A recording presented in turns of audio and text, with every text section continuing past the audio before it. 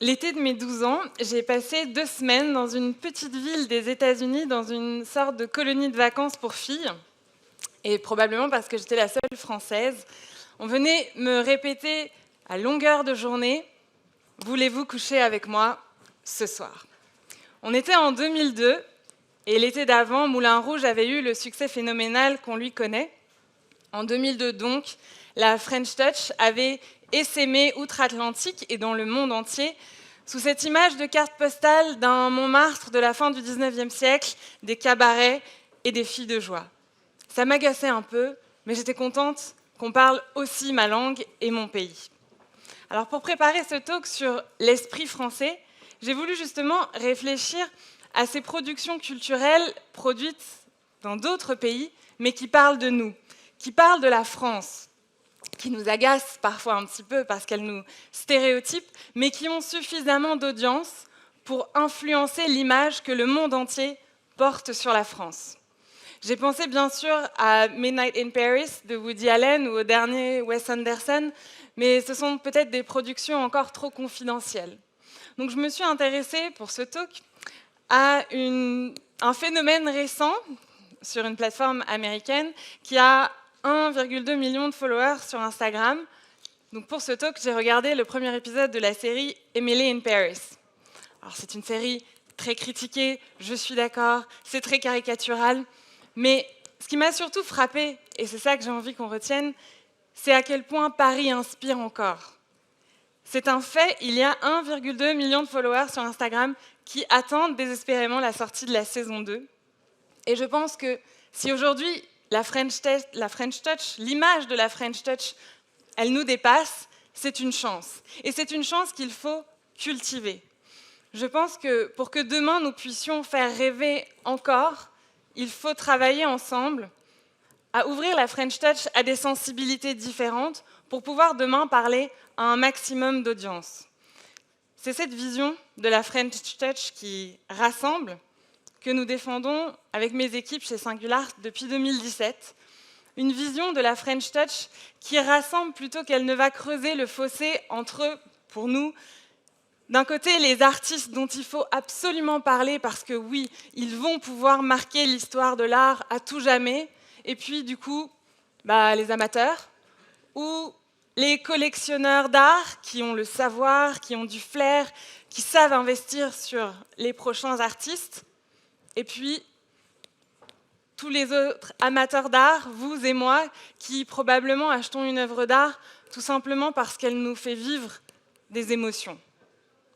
C'est cette vision de la French Touch que nous promouvons, et ce n'est pas tout à fait celle que j'ai trouvée quand j'ai monté Singular il y a 5 ans. Dans le marché de l'art, j'ai été regardée de haut, parfois de très haut. Le marché de l'art, ce n'est pas forcément un marché très ouvert, notamment pour les femmes. Alors, qu'il ne soit pas très ouvert aux femmes entrepreneurs encore, ce n'est pas trop grave, mais il n'est pas très représentatif des femmes artistes non plus. Je pense que vous savez qu'il y a seulement 10% des galeries dans le monde qui représentent 50% de femmes artistes et 50% d'hommes artistes.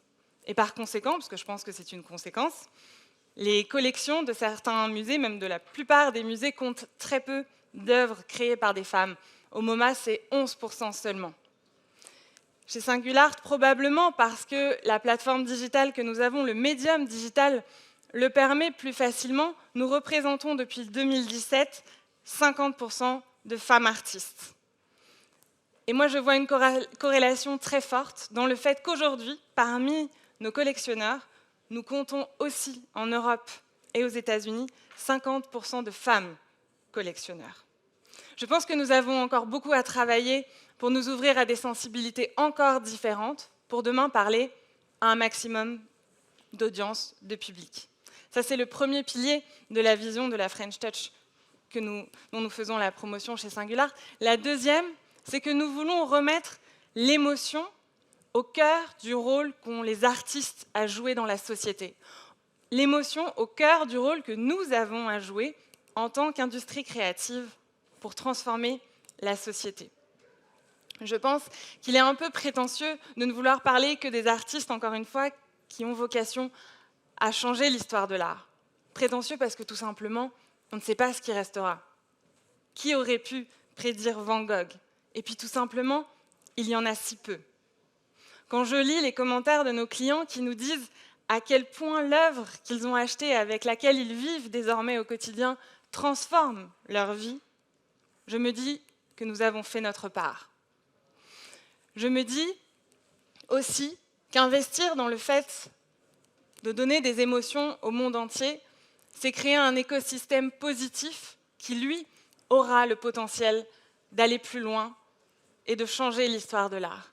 Pourquoi est-ce que ce serait encore choquant en 2021 de dire qu'on achète une œuvre d'art pour combler un vide sur un mur et pour y ajouter un supplément d'âme, surtout après la pandémie que nous avons vécue et les heures que nous avons passées chez nous à regarder ce mur vide?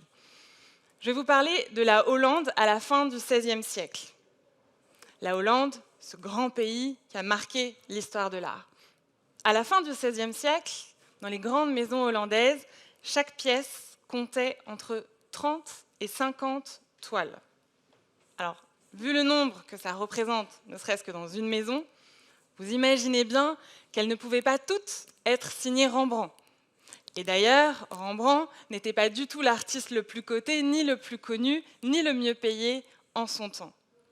En revanche, des milliers d'artistes pouvaient vivre de leur travail, et des milliers de Hollandais vivaient l'art au quotidien. Et c'est bien cet écosystème, parce que cet écosystème existait, que Rembrandt a pu émerger et que Rembrandt a pu marquer l'histoire de l'art. Je suis donc particulièrement fière aujourd'hui de représenter 10 000 artistes. Parmi eux, statistiquement, 2 seulement, et parce qu'on y travaille, vont rentrer un jour au MoMA. En attendant, ce sont 10 000 artistes qui contribuent à diffuser l'art au quotidien, à diffuser la joie créative dans des milliers de foyers dans le monde. Nos artistes font rêver. Et l'émotion, c'est le moteur des hommes, c'est ce qui nous met en action. Parmi tous les fans d'Emily in Paris, je mets ma main à couper que dans quelques années, il y en a qui viendront à Paris pour voir vraiment ce que c'est. Et alors vous les recruterez dans vos entreprises. Ce sera votre chance. J'ai vraiment envie que nous remettions le rêve au cœur de notre mission et que nous puissions nous ouvrir à des sensibilités différentes, des sensibilités artistiques différentes pour que plus de personnes puissent se retrouver dans la French Touch. C'est cette page que j'ai envie d'écrire avec vous demain pour que demain, Paris puisse encore faire rêver le monde entier. Merci beaucoup.